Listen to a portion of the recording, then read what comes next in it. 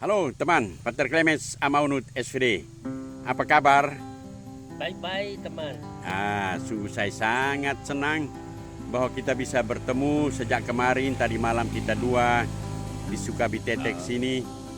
Sharing banyak sekali. Kita berbicara tentang saat-saat kita masih kuliah. Dan kemudian sampai 29 tahun imamat ini kita masing-masing bekerja di tempat perutusan kita. Saya senang bahwa teman datang cuti tahun ini nampak fresh, sehat. Teman, saya ingin kita berbincang lebih jauh tentang karya-karya kita, terutama karya teman di Zambia, Afrika. Bisa berikan sedikit gambaran tahun berapa teman ke Afrika? Dan di sana awal bekerja apakah langsung di paroki atau bagaimana? Dan bagaimana adaptasi teman di sana, terutama adaptasi budaya dan keadaan geografik yang nampaknya selama ini kita di sini kan bilang Afrika itu daerah panas yang panas betul-betul. Silakan teman bisa sedikit memberikan gambaran. Terima kasih dan selamat pagi. Secara khusus saya mau berterima kasih kepada teman untuk bisa datang dan menginap semalam di rumah kami di sini di Sukabitetek. Dan dengan itu kita bisa bernostalgia tentang hari-hari dahulu kita di Semenari Menengah dan Semenari Tinggi. Dan terima kasih untuk di kesempatan ini saya memperkenalkan misi saya. Saya masuk Zambia tahun 93 dan di sana waktu itu kami empat negara menjadi satu provinsi, namanya provinsi Botswana. Ya, itu Botswana sendiri, Afrika Selatan, Zimbabwe dan Zambia. Empat negara. Zimbabwe. Ya. Dan awalnya sebagai satu provinsi kami biasa datang bersama dari empat negara ini sampai dengan tahun 2007 waktu Zimbabwe menjadi region sendiri. Oke. Dan kemudian Zambia juga tahun 2014 kami menjadi misi sendiri. Dengan ini Botswana menjadi provinsi hanya untuk Botswana dan Afrika Selatan. Waktu saya tiba di sana, pertama-tama saya diberi kesempatan untuk belajar bahasa. Dan karena ada dua suku di mana kami kerja sebagai SVD, mereka memutuskan bahwa saya belajar bahasa Tonga karena saya akan bekerja di suku Tonga. Maka saya diberi kesempatan untuk belajar bahasa Tonga selama 3 bulan. Sesuatu yang luar biasa itu dalam belajar bahasa kita juga belajar budaya. Dan seperti teman Primus waktu saya tanyakan apa yang perlu saya bawa, Primus juga katakan tidak perlu bawa apa-apa kecuali hati. Dan itu pernyataan itu betul mengisi seluruh keberadaan saya sampai saya katakan inilah misi saya, inilah bahasa yang saya diperkenankan untuk belajar. Maka saya terbuka tidak hanya belajar bahasa tapi budaya, dan dalam proses itu saya masuk ke dalam budaya itu sendiri, mencintai bahasanya dan mencintai budayanya. Dan sesuatu yang luar biasa adalah bahwa kita orang Indonesia umumnya dan NTT khususnya kita sangat cepat untuk mengadaptasi diri dengan budaya setempat. Apakah karena itu maka teman mendapat gelar dari Raja Simuakwele? Namamu itu kan sekarang kan teman dikenal dengan Simuakwele. bisa jelaskan sedikit itu apa itu Simakwele? Oke, Raja Tongga Tokalia itu Mukuni, dan karena pendekatan pastoral saya tidak hanya rohani tetapi juga sosial, dan dalam arti ini sosial, saya tidak hanya kehadiran saya tidak hanya untuk mereka Katolik tetapi semua gereja yang lain, membawa pembangunan untuk masyarakat umumnya dan beragama khususnya. Saya lalu diberi nama Siamukwele, dan ada dua kata di dalam Siamukwele. Sia artinya orang, Mukwele artinya menarik orang. Jadi Siamukwele, gabungan kedua kata ini berarti orang yang mampu atau berusaha untuk membawa orang lain dari tempat di mana mereka berada kepada sesuatu yang baru yang mestinya mereka mau, mereka bisa hidup sosiali juga rohania. Itu ya, dengan kata lain Simakwele artinya orang baik. Apakah begitu? Orang pembangun. Orang pembangun. Oke. Ya. Pembawa damai dan pembangun. Oke. Baik teman, setelah sekian lama, berapa lama di paroki lalu kemudian sekarang nampaknya di struktur di Caritas. Di paroki berapa lama dan di Caritas berapa lama sekarang?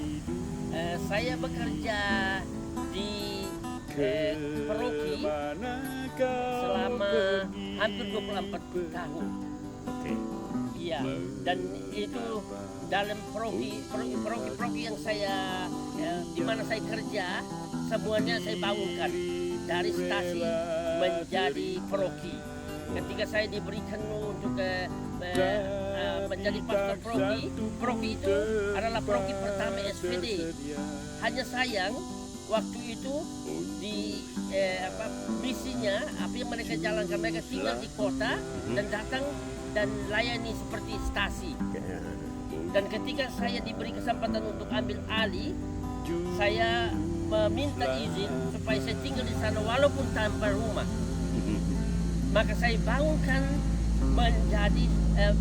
strukturnya, struktur jasmani atau pembangunan fisik ya, dan rohaninya menjadi paroki. Oke. Menata kehidupan iman dan menata kehidupan sosialnya. Bagaimana teman? Di sana kan banyak gereja. Kondisi ekumenenya bagaimana kerjasama? Tadi kan teman mengatakan bahwa saya tidak hanya memperhatikan umat Katolik tetapi juga umat dari gereja-gereja lain.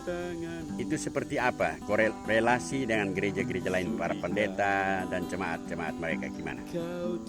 Seperti saya sudah katakan, pendekatan untuk masuk kepada umat siapa saja, Katolik atau Protestan, dengan begitu banyak sekte. Saya masuk lewat keprihatinan sosial. Okay. Soal makan minum, pertanian, kesehatan, pendidikan, dan karena itu lewat kegiatan sosial saya lalu membawa mereka untuk berterima kasih kepada Tuhan.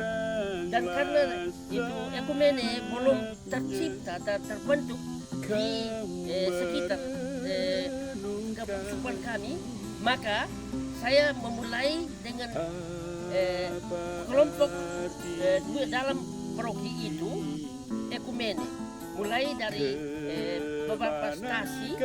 Pertama stasi paroki itu kita katakan ini pusat paroki ya. Dan di situ begitu banyak gereja.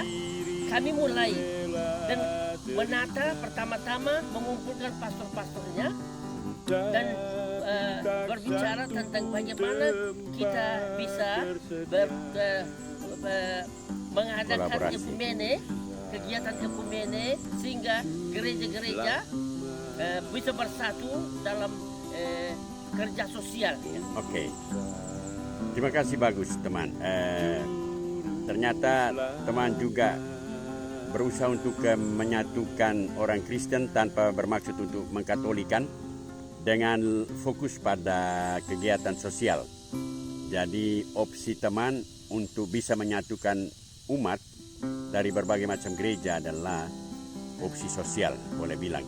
Nah, teman, bagaimana, apa tantangan-tantangan yang teman hadapi, apa tantangan-tantangan yang selama ini barangkali bagi teman itu sungguh sangat berat, tetapi bahwa kalau bisa hadapi, apa kiatnya sehingga teman bisa begitu sabar dan tabah menghadapinya? Pertama-tama mengenai tantangan dari segi iman. Oke.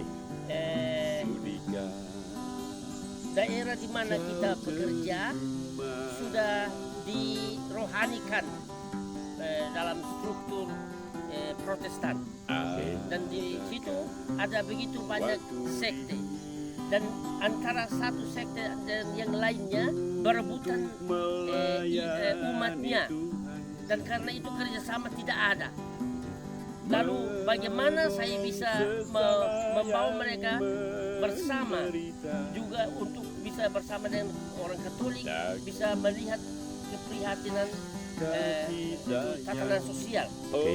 Ya. Lalu karena tantangan ini saya mencoba atasi dengan memasukkan peranan raja dalam kegiatan sosialnya. Dan karena peranan raja begitu main bekerja, maka semua karena tunduk kepada raja. Dengan itu kita bisa menangkan perdamaian antara, kerjasama antara sekte-sekte itu dan juga dengan gereja Katolik yang notabene-nya umatnya sedikit. Yang kedua, karena pendekatan sosial, keterbukaan kita untuk mengayom umat lain, maka waktu itu orang mulai minggat dari Protestan masuk Katolik. Itu bukan tujuan kita, tapi karena dengan penataan sosial, hidup pertanian, hidup pendidikan dan kesehatan, maka raja juga mulai main peranan. Katakan kalau orang terbuka untuk mau masuk ke Katolik, itu bukan karena dipaksa, tetapi mereka lihat sesuatu yang baik dalam tatanan sosial dan rohaninya. Maka umat mulai masuk Katolik dan kita mulai bekerja dalam itu hal rohani, memperkenalkan ajaran Kristen Katolik dan terlebih strukturnya. Oke. Ya. Tantangan kedua itu budaya. Budaya itu Ya. ya. Sangat terkenal di Afrika umumnya dan Zambia pada khususnya. Ini suku, antara suku satu dengan yang lainnya tidak ada kerjasama. Dan dua, bahwa dalam itu tatanan suku itu bahasa mereka menjadi bahasa untuk dipaksakan untuk siapa saja yang masuk ke daerah mereka, suku mereka. Dan karena itu tantangannya adalah kalau kita mendatangkan tenaga sosial lainnya dari suku lain masuk ke sana, mereka akan merontak. Dan bagaimana sekarang kita mau membuat mereka bisa kerjasama dengan orang-orang lain, orang-orang yang dari suku lain masuk dan bekerja di sana. Lalu kita yakinkan mereka bahwa mereka datang untuk membantu melayani kita Oke. secara sosial. Itu barangkali bidang-bidangnya tenaga kesehatan, tenaga pertanian, tenaga pendidikan. Oke. Ya. Dan tantangan ketiga adalah hidup ekonomi. Ekonomi. Hidup ekonomi. Umumnya orang-orang di suku apa namanya, suku Tongga, mereka adalah para petani, petani kecil. Dan sekarang itu hujan tidak teratur dan padang pasir. Dan bagaimana sekarang kita mau berusaha supaya orang bisa makan minum dari hasil mereka. Waktu saya masuk waktu itu tahun 93, 94, 95 tidak hujan. Waduh, Jadi kelaparan hebat. keringan luar biasa itu ya. Iya. Lalu bagaimana kita bisa menyuguhkan makanan untuk begitu banyak orang, tidak hanya Katolik, semua orang yang notabene-nya satu kabupaten. Wah. Jadi kita bekerja sama dengan pemerintah dan NGO Ya. untuk mendatangkan makanan dan setelah itu misalkan post tanpa hujan itu kita mau melihat kita fokuskan diri pada pembangunan infrastruktur pertaniannya, tekniknya supaya orang bisa mampu mengolah tanah atau pasir untuk bisa menghasilkan. Jadi saya mendatangkan tenaga-tenaga dari luar untuk bisa membantu mereka, para petani kecil, untuk bisa mengolah tanah, untuk bisa mengatur pembibitan yang bisa cukup, bisa cepat punya hasil dalam tempo singkat, 2 bulan atau 1,5 bulan mereka bisa dapat panen yang baik. Dan umumnya yang tantangannya, kalau toh mereka berhasil, mereka bisa hidup dengan panenannya paling banyak waktu adalah 7-8 bulan. Berarti 4 bulan lainnya mereka tanpa makan minum.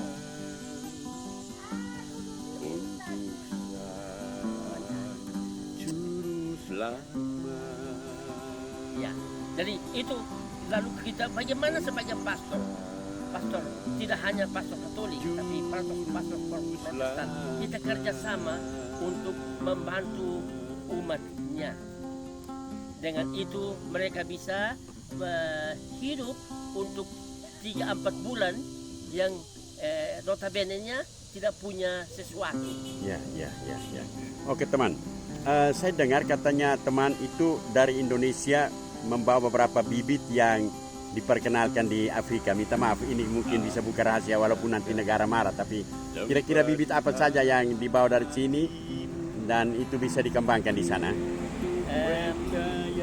Seperti tadi dalam konteks menjawab kebutuhan iklimnya, saya dari sini pertama-tama membawa bibit-bibit sayur-sayuran.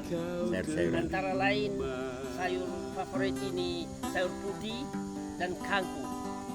Iya. Di sana tidak ada? Tidak ada. Oh.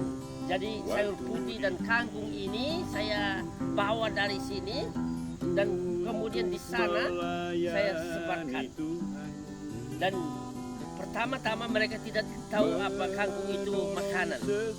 Jadi dengan cara pertemuan resmi antar agama atau parokial begitu, mereka makanan dalam makanan suguhannya itu sayur-sayur Indonesia. Dan karena itu mereka akhirnya mendapat keenakan dari situ. Lalu kita sekarang katakan, sekarang kamu bisa membudidayakannya sendiri, dan dengan itu kamu bisa pasarkan, dan itu Wah. berjalan baik. Jadi Luar sayur-sayuran antara lain tadi saya katakan itu Sayur sawi dengan kangkung. kangkung ya. Heeh. Lalu untuk ini padi, untuk daerah di kabupaten di mana saya buka ini pertanian lahan apa namanya sawah tadahan, Sawah tadahan. sudah ada bibit di Afrika, Iya, tapi dari provinsi lain. ya. Sayangnya karena provinsi lain punya curah hujan yang baik, bisa 3 bulan sampai 3 bulan. Kami punya 3 bulan itu jarang, kalau tidak hanya 2 bulan. Jadi saya mencari upaya untuk bagaimana mendapatkan bibit yang dalam tempo 2 bulan kita bisa dapat hasil. Maka dari Indonesia saya bawa bibit padi, dan karena takut saya bisa ditahan di Bandara. bandar udara, maka saya bawa hampir 1 kilo dan disiramkan di dalam pakaian saya dalam koper, dan karena itu saya bisa lolos. Wah, luar Dan biasa. hari ini seperti yang saya bicara ini, bibit itu sudah menjadi bibit kabupaten itu. Wah, luar Untuk biasa. ini soal bersawah. Luar biasa teman. Ya. Dan kami mulai bersawah dengan 5 petani. Wah. Dan 2014 para petaninya hampir 300 orang. Ya Allah, hei luar biasa itu ya teman. Baik teman, terima kasih di penghujung sharing kita ini. Saya hanya mau tanya, sudah mau jelang 30 tahun teman di daerah misi, apakah pernah berpikir untuk kembali ke Indonesia atau gimana? Terima kasih untuk itu. Sering saya katakan, kalau pertanyaan ini dari teman-teman, saya katakan begini. Hasil dari para misionaris dari Eropa, mereka meninggalkan itu sesuatu istimewa dari mereka, dan mereka datang dan menjadi miskin seperti kita, hidup dalam situasi kita. Mereka tinggalkan semua yang keenakan itu di negara mereka dan menjadi seperti kita, dan mereka menjadi warga Indonesia dan mati di sini. Dan karena itu iman kita subur, dan kita adalah hasil dari mereka. Ya, ya, ya. Lalu saya berpikir tentang misi saya di sana. Apakah tidak mungkin bahwa kita juga ikut jejak mereka, mati di tanah misi untuk memberi, karena dari situ iman mereka akan bertumbuh. Maka saya secara pribadi mengatakan bahwa itu juga itu adalah tempat di mana saya akan akhiri hidup dan misi saya. Wah, Saya teman. akan sangat gembira kalau saya akhirnya tutup hidup karya saya di Zambia. Saya mau menjadi satu bagian dari orang Zambia. Dengan kata lain mungkin teman mau katakan, kalau orang Belanda dan Jerman bisa meninggal di Indonesia, mengapa saya tidak meninggal di Zambia? Teman omong begini saya rasa terharu, luar biasa. Ini semangat misioner teman ini bagi saya sangat kental. Terima kasih teman untuk sharing yang begitu menggugah. Saya pada akhirnya kembali mengingat dulu saya di Kalimantan, dan kalau sharing begini saya rasanya mau kembali ke Kalimantan. Masuk di pedalaman, menyusuri sungai, riam-riam yang begitu dahsyat, bisa mematikan karena arus gelombangnya kuat. Terima kasih teman untuk sharing ini.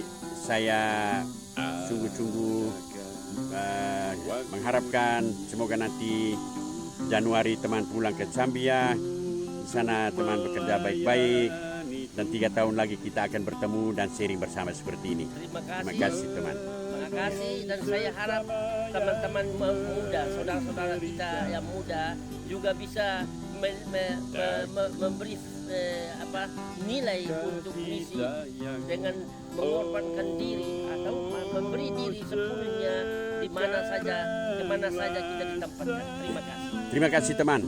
Selamat ya teman ya, Tuhan memberkati. Untuk mereka yang akan mendengarkan berita ini. Ya.